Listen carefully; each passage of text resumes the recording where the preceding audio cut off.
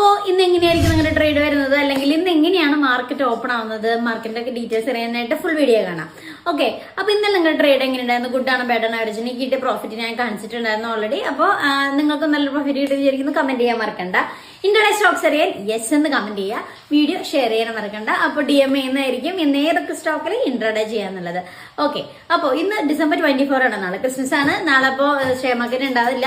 അതുപോലെ തന്നെ ഇപ്പൊ ഇന്ന് മാർക്കറ്റ് എങ്ങനെയായിരിക്കും, ഇപ്പോൾ ടുഡേസ് നിഫ്റ്റി അപ്ഡേറ്റ് തയ്യാറും December 24 ആണ്, കാലത്ത് 8:15 കഴിഞ്ഞിട്ടുണ്ട്. ഇന്നലെ നിഫ്റ്റി ക്ലോസ് ചെയ്തിരിക്കുന്നത് 24,753 വീണ്ടും ആ ഒരു 200 EMA എന്നുള്ള 23,800 ക്രോസ് ചെയ്തിട്ടുണ്ട്.